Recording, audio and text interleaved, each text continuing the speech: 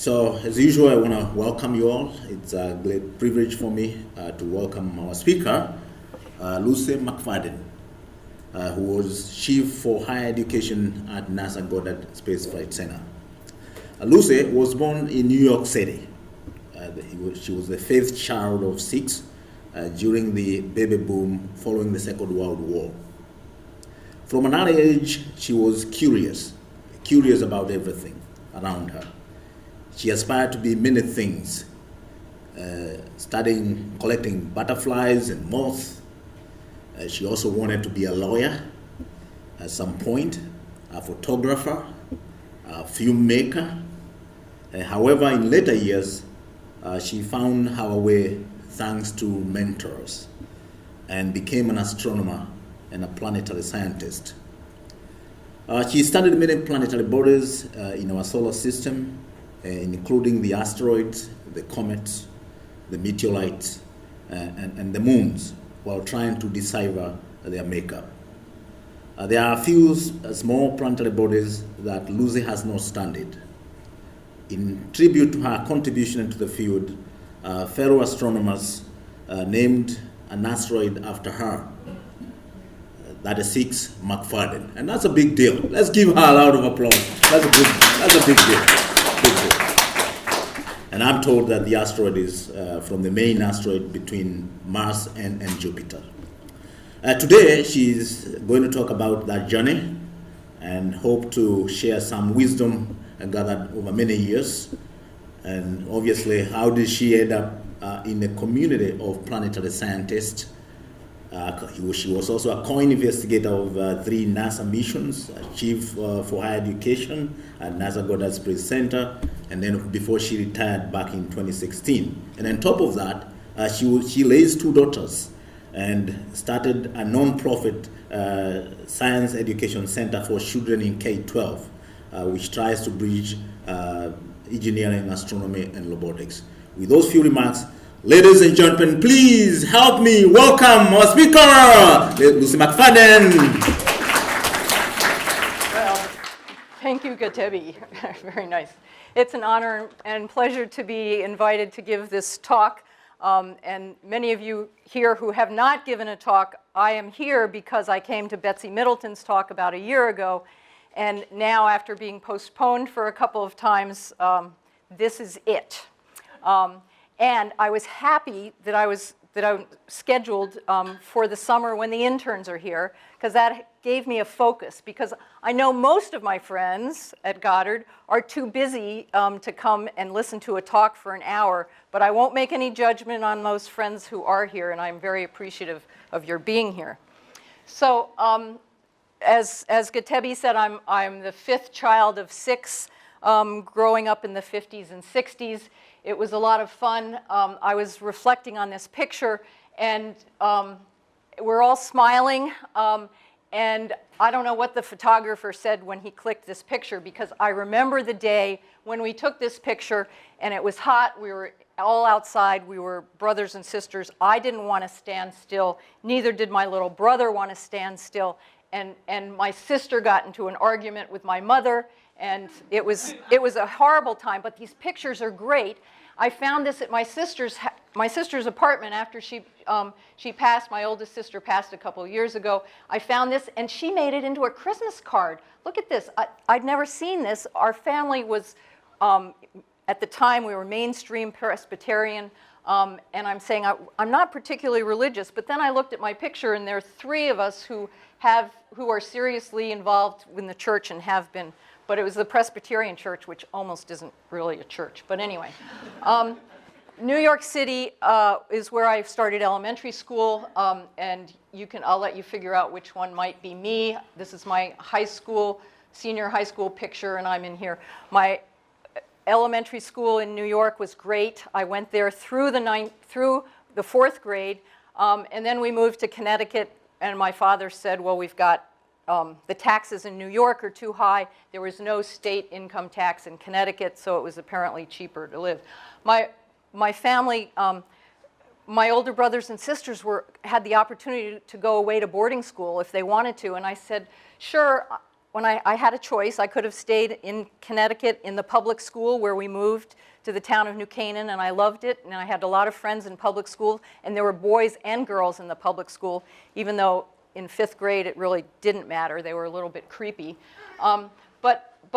I decided that I did want to go to boarding school because my mother had suffered from mental illness, and things at home were not stable. And she was getting treatment, but she was schizophrenic and depressed, and I was happy to go to Concord Academy, where I graduated, and where the teachers there really continued my love of learning and giving me opportunities to explore and be curious. My biology teacher, when I was a senior, I took two years of biology. She gave me the key to the lab and said I could design an experiment and do anything I wanted. As a girl, I think I got more freedom than a guy would have, because I think the results would have been more disastrous. My high school experiment was to mix chemicals together and produce the light that fireflies give off. And it does have hydrochloric acid in it and something else, but you got to be careful. There were no explosives involved, however, although that came later. Anyway, all these stories that come back to my mind as I'm going through this. So then another adventure was my college years. I was fortunate enough to get admitted to Hampshire College, which was opening in 1970, the year I was beginning. So I was a pioneer in a new college that had an entering class of a couple of hundred students, and we had like 15 seniors who were graduating to show us how to do it. And so Hampshire College was great. It had no grades. You designed your own curriculum, and you really worked closely with the faculty, and we had opportunities for a senior thesis. And it was at Hampshire College where I did want to be a lawyer, and I did want to be a filmmaker, but my fellow classmates turned out to be serious filmmakers, and I let them go with it, and I didn't want to compete with the likes of Susan Wittenberg and Ken Burns, who are well-known documentary filmmakers. But instead, I studied with professors, astronomy professors, and had a special astronomy professor who came when I was about to be a senior. He was a former astronaut, and he had money. He'd had money to observe, using the observatory at Mount Holyoke College, to observe the mutual events of the satellites of Jupiter. Okay, so here's one of my themes, and I'm tasking the interns and young scientists here to listen and try and find some connections in my themes. I failed to put a slide ahead that says this is what my stories are about and this is what I mean. So you're going to have to do the work, and at the end, please find some connections. So there is an event.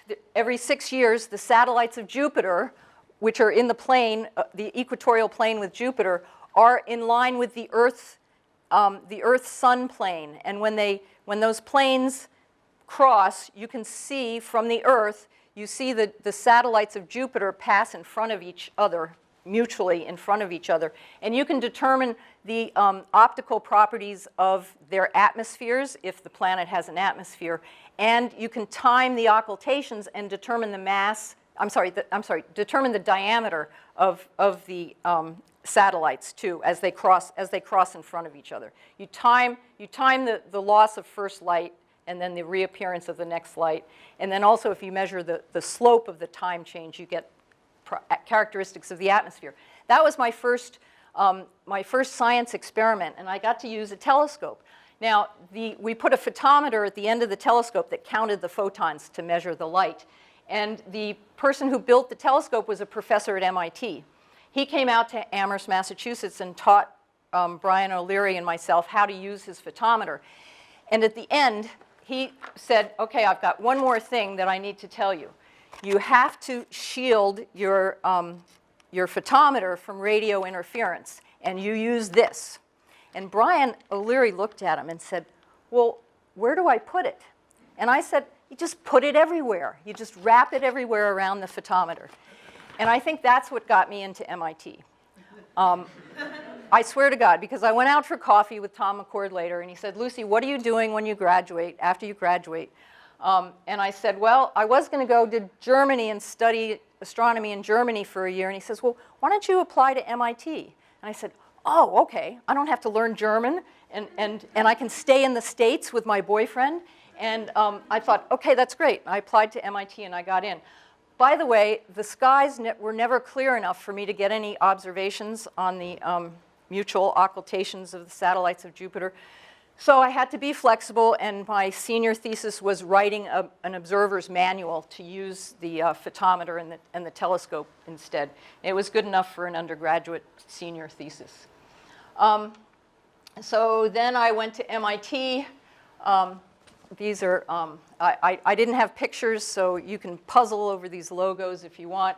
But I went to MIT. I had to take a lot of courses. The coursework was really hard. I needed to make up some things because I wasn't, remember I was going to be a lawyer or a filmmaker, so I was a little bit behind in my math and physics. So I took extra studies and took a couple of classes twice. Differential equations is easier the second time than it is the first time. So I went to MIT and got a master's degree because Tom McCord got a job at University of Hawaii. Okay, here's the UH logo. And to automate the telescope in Hawaii. And he invited his lab to go with him. Okay, so now it's 1977, and he's inviting all of his students in his lab and saying, I'm going to Hawaii. We are going to pack up the lab. You can pack up your personal stuff and put it in the cargo container that's going to go through the Panama Canal and end up in Hawaii eventually. And come with me to Hawaii if you want. And I said, sure. And you know what? I said goodbye to the boyfriend. It was, Hawaii was more, talk about, what is it, obsessive enthusiasm? That's what the definition of a maniac is. So I was already hooked on science and exploring the solar system to the extent that I weighed the two, and I went to Hawaii.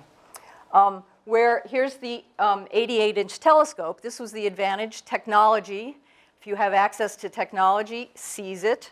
So the 88-inch telescope, which is 88 inches from here to here, and you can see it's about the width of 4 or 6 people. This is about the size of the dome at Mount Holyoke. The telescope is as big as the dome at Mount Holyoke, and that telescope was a 24-inch. So here we are at Mauna Kea with the opportunity to use the telescope, and Tom worked with the engineers to automate it and have the tracking automated. But we still, in those days, had to go out on the platform. This platform is up about 20 feet off the ground, and we would, in the early days, I'd have to be out here pushing the start and stop button. These are the photometers that are on the back at the focal plane of the telescope. And in the early days, I would have to, I was observing the moon, and I'd have an atlas, a paper atlas out in front of me, and I'd be looking through the eyepiece to guide the telescope to stay on different regions of the moon. And Tom McCord used to, once we got observing, you didn't want to stop because data are power, right? So I'd be out there in the middle of the night, and he'd say, Lucy, do you want me to bring you a sandwich? And I say, sure. So it was in the early day of microwaves. He heated my egg salad sandwich, and he thought he was doing me a favor, and he threw it up to me on the platform. And I ate it because you can't be too picky, but I thought, I do not heat my egg salad sandwiches anymore. Okay, so we had great success observing, but as an astronomer, there's something that can get in your way really easily, and that is weather, what you Earth scientists study all the time. And in Hawaii, there were snowstorms. So when I was putting this together and I thought, what are the crazy things I did as a scientist, one of the crazy things I did, well, this was an adventure. I did go skiing on Mauna Kea. I think this picture is posed because what I really remember is trying to shift my weight and go downhill and turn, but I hooked an edge, and I hooked an edge just as I was in the fall line. I went straight down on my face, and I skinned my chin, my nose, and my forehead, and it was a humbling experience. But this is here to give you context of the observatory domes off in the distance, and you know, we're at 14,000 feet, where the partial pressure of oxygen is 1/2 of what it is at sea level. So that gets you up above a lot of the Earth's atmosphere, and the observing conditions, the seeing as we call it, are very minimal and stable skies. So it was a good place to observe. You got a lot of signal and could remove the noise pretty easily. But one of our Maniac trips was we were intent on being ready to observe when the storm ended, and we had to keep our dewars cooled with liquid nitrogen. Okay, so the detectors are cooled, and they have to stay cold so that their signal is high and the noise is low. So we took a snowcat up the mountain to get there and fill up the dewar, but the snowcat got stuck. This is the edge. This dark line down here is the edge of a cinder cone. I think it's the far side of that cinder cone that goes up there, and the snowcat got stuck. So one of the lessons is, if you're going to do something risky in your field work or your scientific career, be sure you have skilled people and qualified people with you. Mark Ronstadt, one of our engineers, I mean, he was in his late 20s. He could drive the cat, and these each, oh God, I'm going in too much detail. But anyway, he was good, and he saved us. And all I remember, I don't know why I'm smiling here, but because I remember when we stopped and couldn't go any further, I was looking down on my colleague and looking down on her, and I felt like we were near the angle of repose. And Mark was pulling the levers to move the treads, and he was sweating. I learned another one of my colleagues actually walked up to the top, got to the observatory where there were 6 inches of ice, and he had to pick it off to get in there. He did get in, cooled off his dewar. He couldn't get out till the next day, and he had to break into the emergency food rations. But anyway, science. What science came of all of this? I was working on my PhD, and I studied a total of 17 near-Earth asteroids, which was a lot at the time, but now with new technology, people study hundreds of these objects in their dissertation work. But I was measuring the reflected sunlight from 0.35 microns, which is the cutoff where light transmits through the Earth's atmosphere, out to 1.1 micron, which was the sensitivity limit of this was a photomultiplier. And we had discrete filters, and we measured the reflected sunlight that came to Earth that hit our detectors, and we calibrated it, taking out the spectrum of the sun.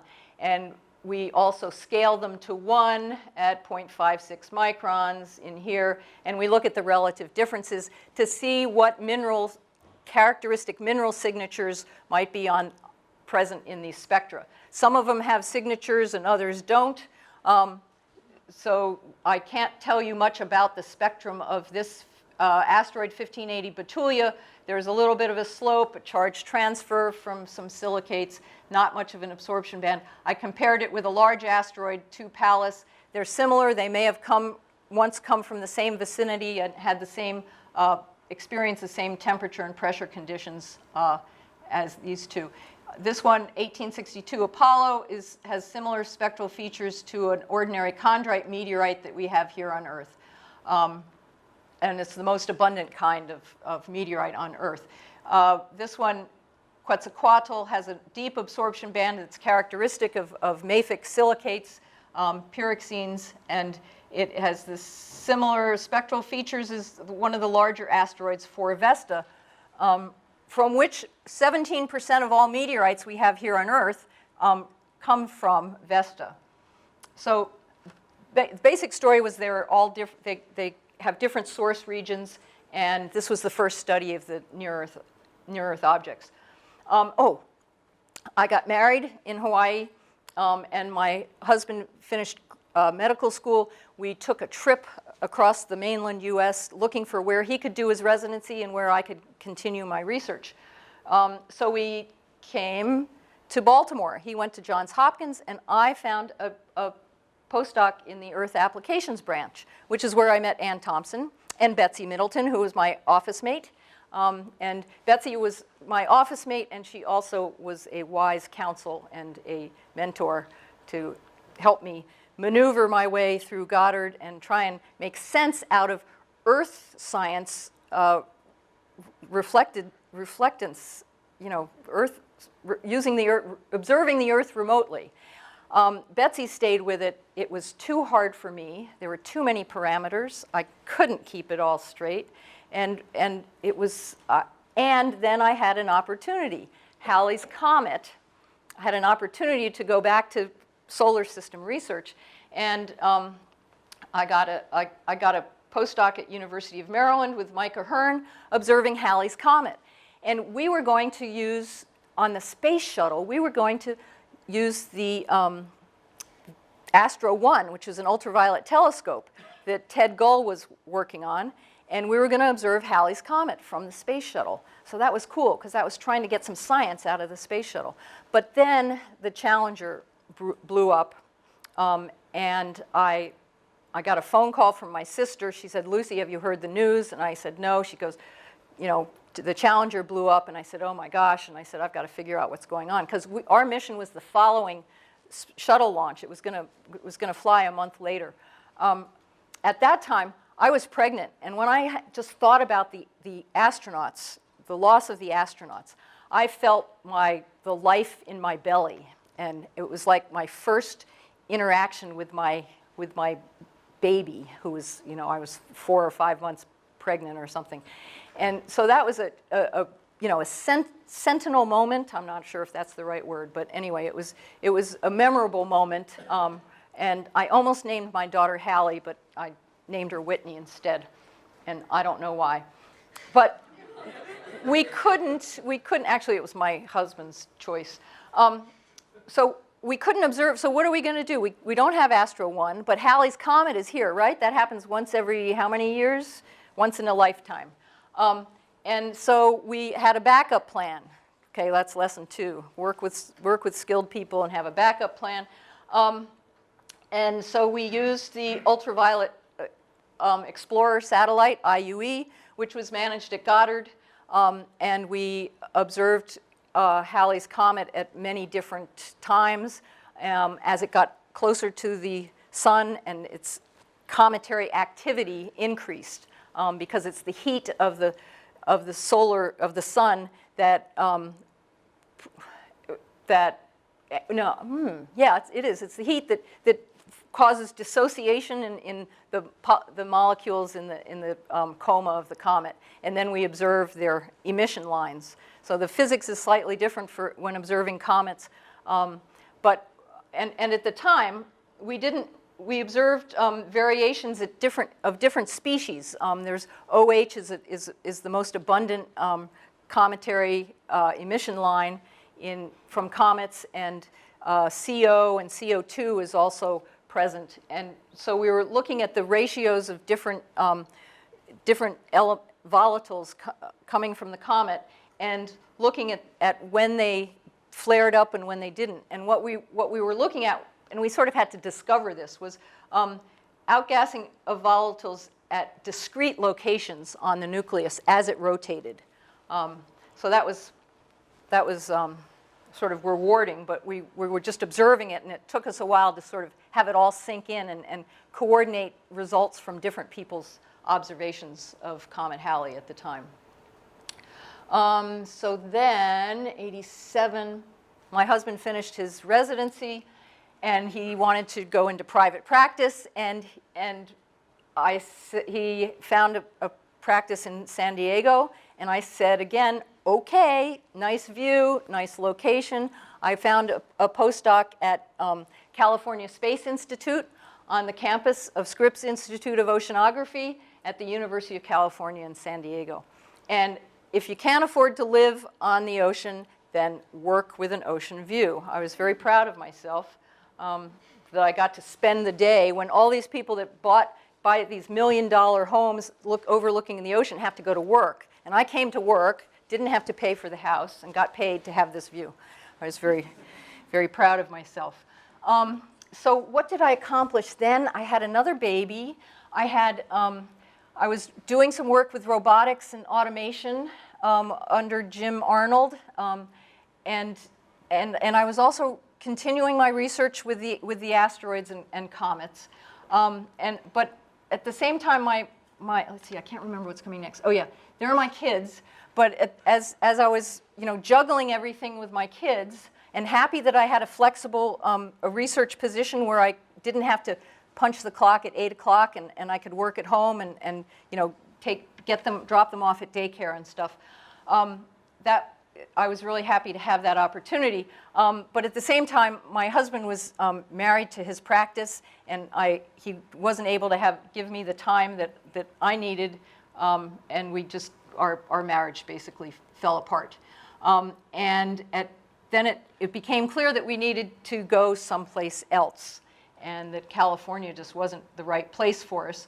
And so then I applied for a National Science Foundation visiting professorship for women, and I contacted Mike Ahern and came back to University of Maryland. And that was in 1992, and then the heavens again did something amazing. This is the discovery image of Comet Shoemaker-Levy 9. It's named Comet Shoemaker-Levy because Eugene and Carolyn Shoemaker and David Levy discovered it while they were searching for near-Earth asteroids, trying to characterize the population of asteroids that might threaten us here on Earth by colliding with us. Instead, they found this barred comet. So here's this blob. Carolyn called it a blob. Here's the coma from this comet. And they sort of said, what is going on? This is the 9th periodic comet that Shoemaker and Levy combination found. And they'd never seen anything like this. So they observed it for a couple of days. They observed its position. Then you can determine where it is in orbit. It turned out that this comet is in orbit around Jupiter. Never seen anything like that before. And why is it long? It's long because it's been disrupted by Jupiter's gravitational force. It fragmented. So here's the Hubble Space Telescope that's giving us another view. This is a composite, I'm pretty sure. But with higher resolution and a larger telescope and without the Earth's atmosphere, these are the fragments, the 26 fragments of Comet Shoemaker-Levy 9 that collided with Jupiter in July of 1994. Now, why was this remarkable? Oh, and there I was. I'd just come back to University of Maryland, and NASA headquarters asked me and Mike Ahern to coordinate worldwide observations of Comet Shoemaker-Levy 9. And I thought, that's great. Let's do it. So we had workshops. People came and brought all their instrumentation and capability, all their knowledge about how we could observe this comet so that we could learn about it and what will it tell us when it interacts with Jupiter's atmosphere. So here we were witnessing an impact of an object on another planet. So it was pretty exciting to begin with. I had a chance to coordinate worldwide observing, and NASA also initiated or had the public outreach, the press coverage. And for a week during these impacts, because it took more than a week for all of these to hit, we had a press conference every day.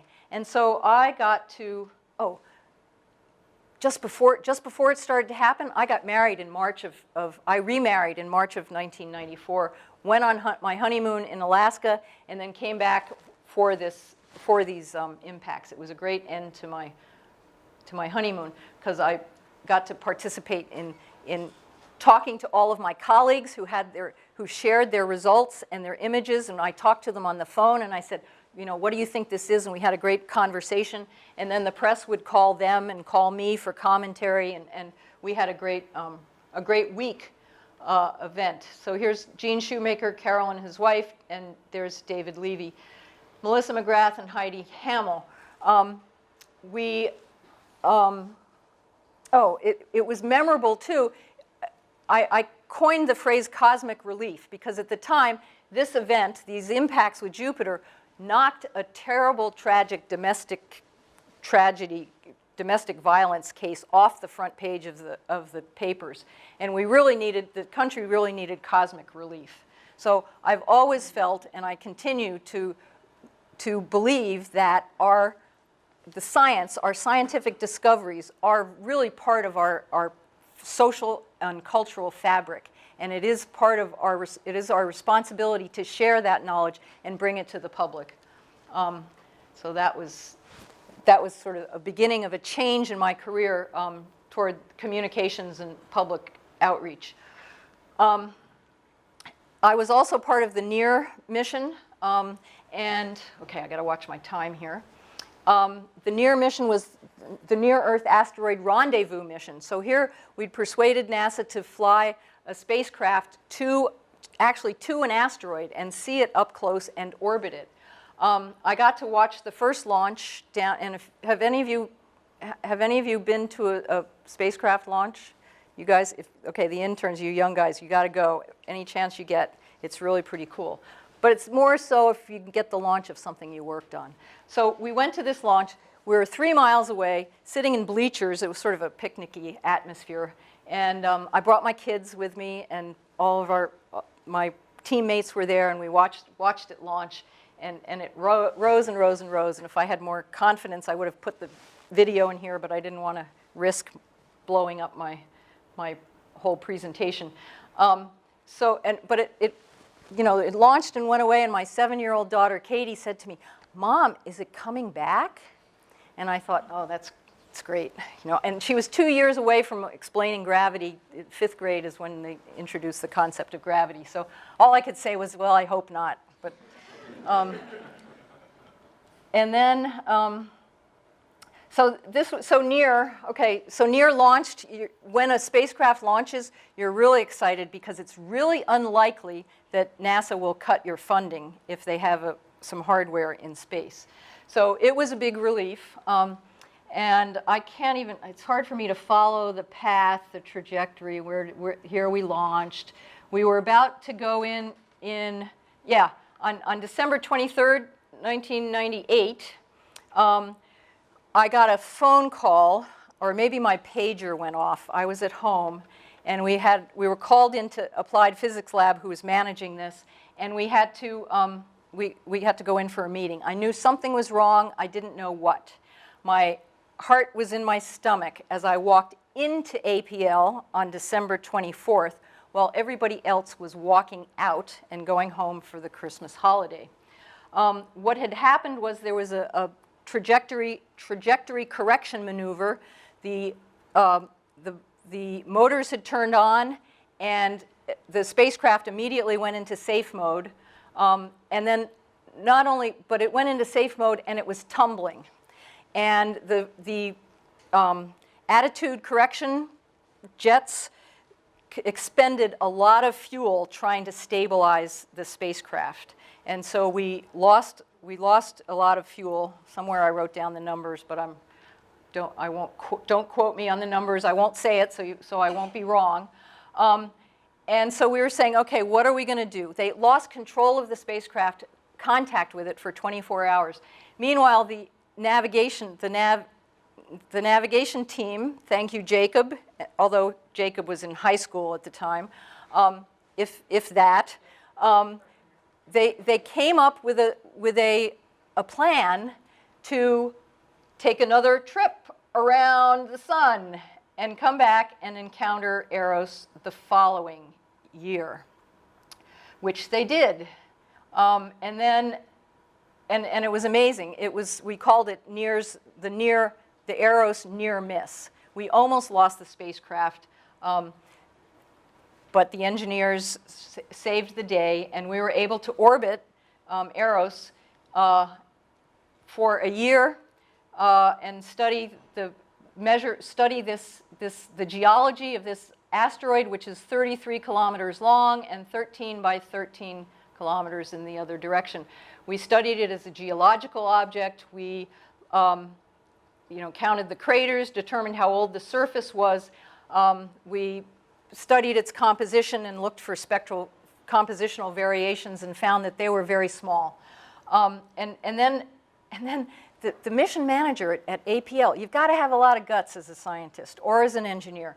He talked to NASA and persuaded NASA headquarters to give us permission to let the spacecraft land on the surface of Eros at the end of the mission. He said, we can get an extra scientific result because there was a gamma ray spectrometer on this that measured the elemental abundances. And the gamma ray, the signal from the gamma ray spectrometer is decreased by the distance from the detector down to the ground and then squared again, decreased again by a factor of 2 coming back up to your detector. And so he said if we can get down to the ground, we'll get better signal from the elemental composition. So this is one of the last pictures when it landed, and it landed on the surface. And I'm thinking, how much would it have cost if we had designed the spacecraft to land on the asteroid? I mean, it would have blown the budget for them. So this engineer, Bob Farquhar, gets credit for persuading headquarters to let us do it. And then, okay, one last story from this, and then I've got to move on. I'm not going to make it. But we were celebrating. We were celebrating after we landed on Near. We were having dinner with one of our engineers, and at a restaurant up in Laurel. There was a commotion up at the bar. We asked the waitress, what's going on at the bar? We thought someone scored in the basketball game and something. She said, no, it was a guy who had a glass of beer at the end of the bar, and he threw his ping pong ball into the bar and into the glass and made it. And we all looked at each other and we said, we just landed a 10-foot spacecraft on a 30-kilometer asteroid 198 million miles away. And we were so proud of ourselves. So, okay, and why did I tell that story? I had to think about that this morning, but anyway. Deep impact. Okay, sometimes things don't go as planned. I was in charge of the education and public outreach program on deep impact because the Discovery missions had a requirement that 1% of the budget would go for education and public outreach. My first time I had responsibility for a budget and had to hire people and build a team to communicate to the public and to school kids. But this mission here, we launched from Earth. Interesting. Here's the Earth. Here's the trajectory of the spacecraft. Yes, it went around the sun once and headed out to Comet Tempel 1. We sent a pair of spacecraft. They were piggybacked. Only one of them is shown here. There was a impactor attached to the flyby spacecraft. Both spacecraft were instrumented with cameras and spectrometers. So now, come over here in this cartoon, the artist's conception of the nucleus of the comet, and an impactor spacecraft is going to get in front of the comet, and the comet's going to run into it and impact.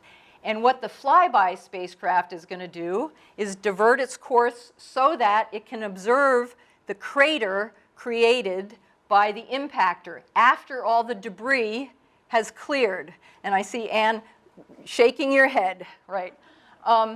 So we did this. Well, this is missile technology. Ball Aerospace was so excited to have their missile technology put into use so they could talk about it. A moving target hitting something else in space.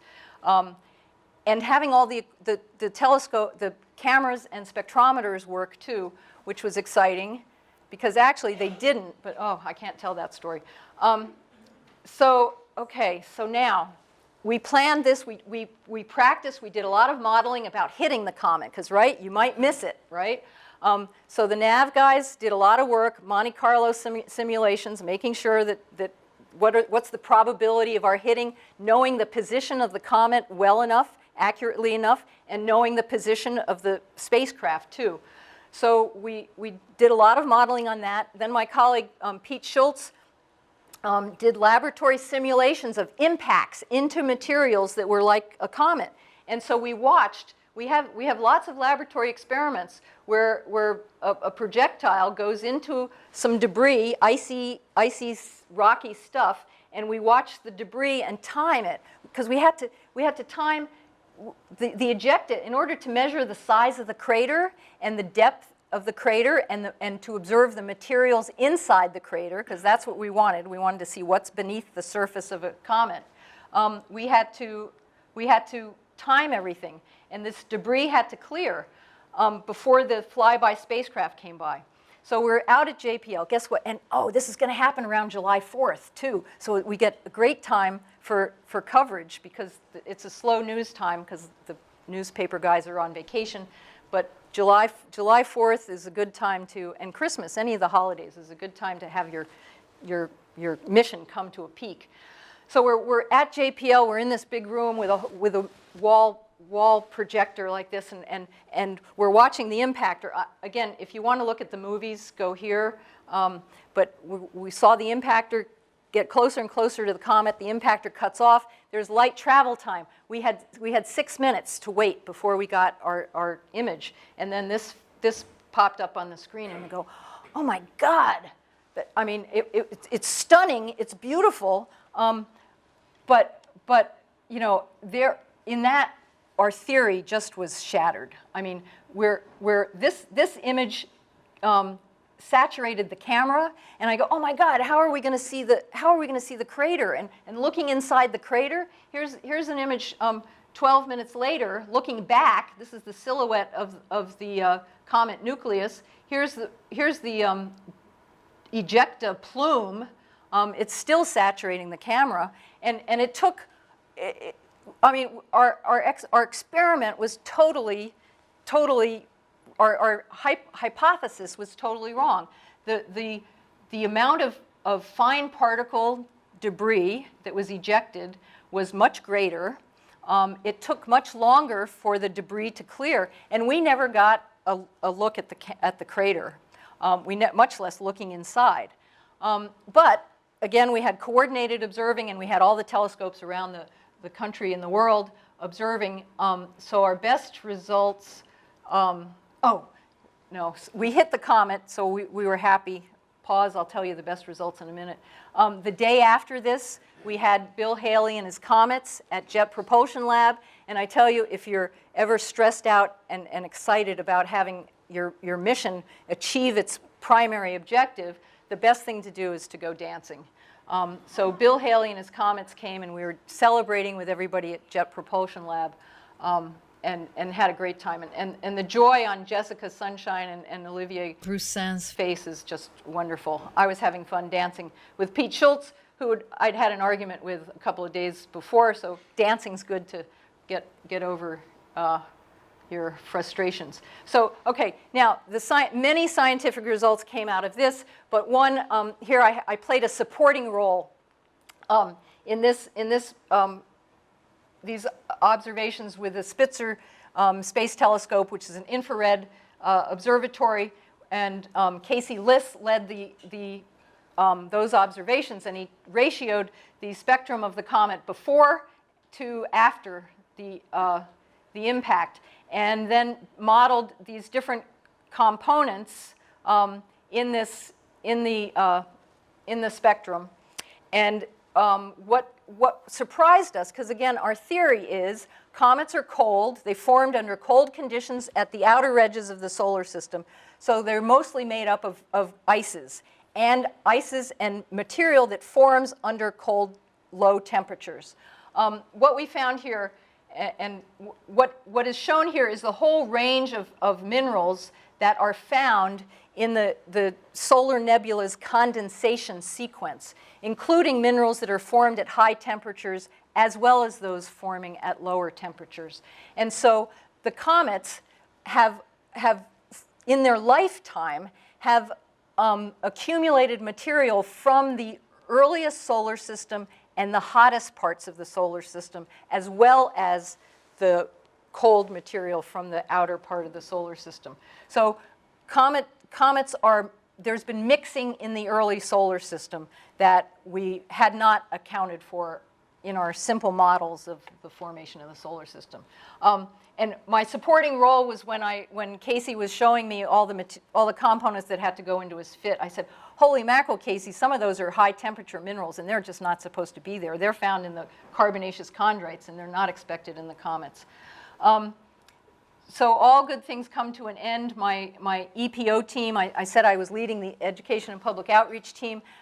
In order to do good education and public outreach, you need to find educators, graphic designers, and scientists. So those are the three parts so that you can communicate effectively. We had a great time in Washington on our farewell trip. We went to look at the meteorites at the Smithsonian, and then we tried to go see John Lennon's postage stamp collection. I don't know, it wasn't on display. But the Postal Museum was cool. Okay, I'm coming into the home stretch. My last mission was the Dawn mission to Ceres and Vesta, 2 large main belt asteroids. And boy, I really should, if I'd thought about it, I would have had you get up and stretch. I know how long it is to listen to one person talk for an hour, but I have a couple of more adventures, so bear with me. The Dawn spacecraft used a new technology. In order to fall within the cost cap of the Discovery mission, it had to cost under $450 million. We wanted to go far out to the main asteroid belt between Mars and Jupiter, and we did that by using a new propulsion technique that was the first time it was used in solar planetary missions. So we used ion propulsion, where once we launch and get out of Earth's gravity field, the ions will just propel the spacecraft constantly, and with every little impulse, you're adding to the acceleration of the spacecraft. And so it gets you where you want to go with a little bit of fuel, but the trade-off is it takes a long time to get there. So we launched in 2007, and it wasn't until 2012 that we got to Vesta, our first target, and then 2015 when we got to Ceres. So I was restless. Oh, and I left out a whole part about my leading the College Park Scholars Program, and I apologize to all the students who I really enjoyed teaching and getting them off onto a scholarly path at University of Maryland. But what to do in between after we launched in the 5 years that we needed for the spacecraft to get there. I used Hubble Space Telescope to study these 2 targets. We learned as much as we could from them. I played another supporting role in the observations. I helped plan the observations at Hubble of Ceres, from which my colleague Peter Thomas determined that because of the ratio of Ceres' oblateness to its rotation period, that it probably has a differentiated core. And also we found that there's evidence of water-bearing minerals on that, and because of that, Ceres might harbor liquid ocean waters beneath the surface, which might support life. But anyway, we learned our whole view of Ceres has changed with the Dawn mission.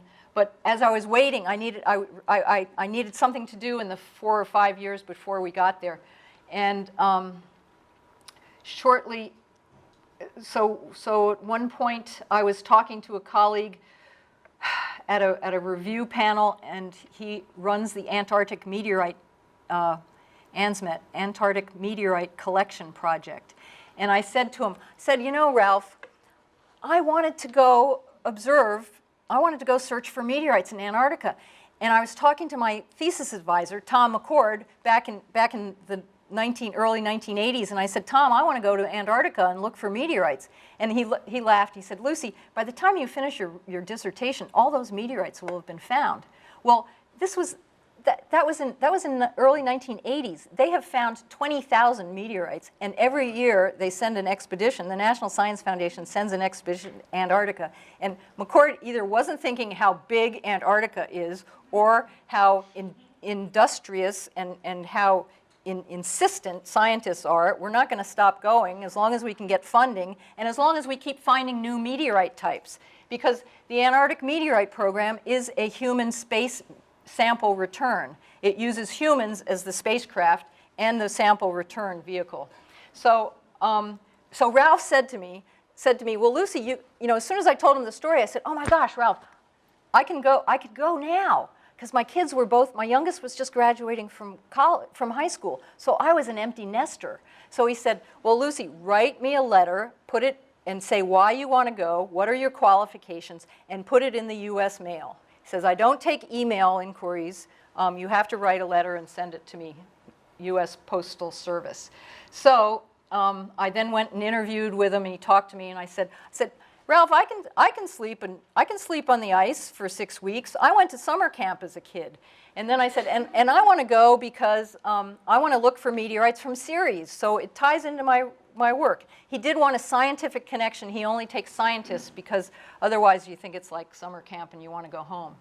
So here I am dressing for success in Antarctica. This sort of reminds me of my daughter's a dressing room at Nordstrom's when they were in middle school or something. They'd go in, take all the clothes, and they'd be all over. But this is what you had to do. You had to go in and get your clothes and make sure that you had everything you needed. Boots, everything's red because red contrasts nicely with the ice. And everything has to fit because if it doesn't fit, you're going to either be too hot or too cold, or never too hot. If it doesn't fit, you won't be warm. So there, I finally got everything set up. I have a name tag on there. You get identified. That's great. And here we're weighing ourselves to get on our flight to go from Christchurch, New Zealand, out to McMurdo in Antarctica. And I say, oh, this is sort of like being cargo. I'm getting weighed to make sure that the plane can take off. But remember when I said, if you're doing something risky, make sure you've got the skilled people to get you there or to be with you. Okay, so my risk analysis. This program is supported by the US Air Force. And oh, I forgot, does anyone know any airline buffs, which plane this is, a C-17 or something? I meant to look it up and I forgot. But if I thought I was cargo when I was on the scale, I knew I was cargo in the plane. I'm down here. I think I'm pretending to read. I'm scared to death. We might not make it. If the weather's bad and we can't land at McMurdo, we have to come back, so we're carrying a boomerang bag. And you know, obviously I'm with some veterans who aren't worried. But I did get up the guts to walk and go and accept the invitation to go into the cockpit and look out the pilot's window and see. Not that that gave me any sense of calm. It was like, oh my gosh, there's the continent of Antarctica. But we got there, we made it, we landed. Again, everything is just really it's a new world, and I wanted an adventure, and I had it. We have to get training, safety first in the field. This is our crevasse rescue training. And no, I didn't do rope climbing in summer camp in the 60s. So trying to figure out, and when I studied pulleys in physics, that, you know, I didn't do that. I had a boyfriend. I wasn't paying attention to the pulleys or something. So I really had a hard time with this crevasse rescue training. And here's our mountaineer, John Scott. He was our victim. And I thought, oh my God, that really forces us. You know, he wasn't telling us anything. We had to figure out how to do these pulleys and stuff. And luckily, John guided us in the field away from the crevasses. So we didn't have to use my training. But I really could have used a couple more days of the crevasse rescue training. We got sent out into the field. For 6 weeks on the field, I slept in a tent on a plywood board and lots of insulation pads on top. This is the view from my tent of our cook tent. Well, we didn't use the cook tent. We cooked in our tents instead. And this is the poo tent. The black flag means it's in use, and you really got hell from your teammates when you forgot to take the flag down when you left the poo tent. So we spent our days riding snowmobiles in formation over the blue ice fields of Antarctica, and we documented every find. And here I am at the end of the day doing inventory. We wrap each fragment up, and we have to count and make sure that we didn't lose any out in the field or anything. So, and we kept them in cold, where they would be then shipped back by ship to Johnson Space Center at the end of the season. So that was an adventure, and I got to, it's looking at the rocks that people will study and relate to the asteroids in the solar system, from which we get knowledge of the history of the solar system. Then I'm still restless, because dawn hasn't gotten there. I'm still restless. I'm in Puerto Rico at another meeting, and guys are talking about their recovery of fragments from asteroid 2008 TC3, which landed in the Nubian Desert in northern Sudan. And I'm sitting there listening to them, and I'm saying, I know how to find meteorites on the ice. And they go, Lucy, you should come with us. He said, Lucy, you should come with us. And here I was, already in Africa. I'd never been to Africa.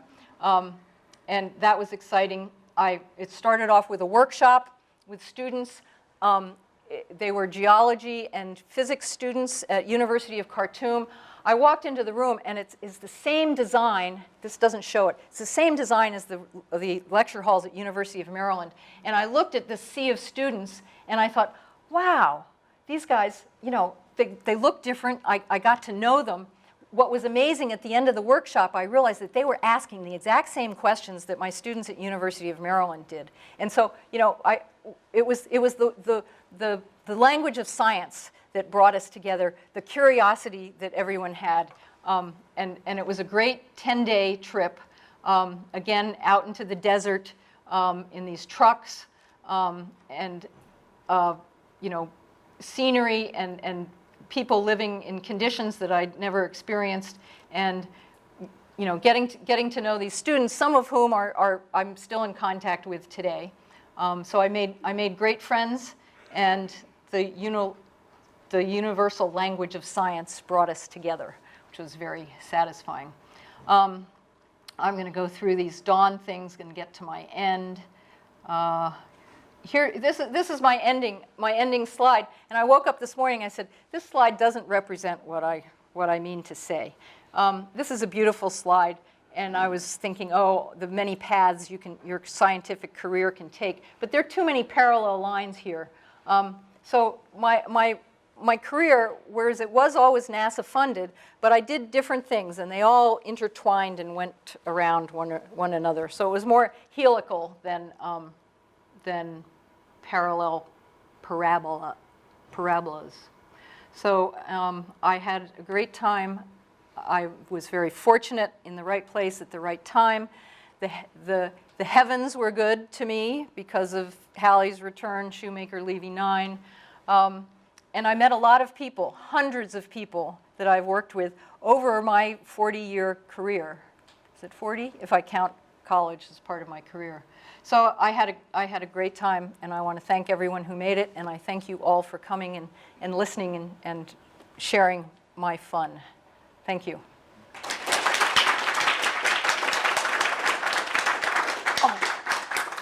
And I've got to put up, I didn't have time, but I had another meteorite fall. And I met people in Cuba who found these meteorites that landed on their backyard. Okay, so there, I just had to put a shout out to Alejandro and Yami and the author who I met on my trip to Cuba just last March. Okay. Good. Let's do so, are we still circling Ceres, or has that moved on? Has Dawn moved on? Oh, let's see. We ran out of fuel in orbit around Ceres in October of 2018, I think. And you know, what to do at the end of the mission, that's always fun. And there are many options, and the team proposed to go to a third asteroid. But NASA headquarters said, no, I think you should stay and observe the changes at Ceres over the seasons. And it turned out to be the right decision. We would have learned something either way, but we were all happy that headquarters made us stay. And it is in an orbit that is stable for 300 years because Ceres has water. Ceres may, on its surface, there's ice and water on the surface, and carbonates, which are indicative of aqueous activity. So we had to leave the spacecraft in an orbit that would not collide, would not crash with the surface for the purposes of planetary protection. Good question. Okay, so with that, let's thank Lucy one more time. Thank you. Thank you.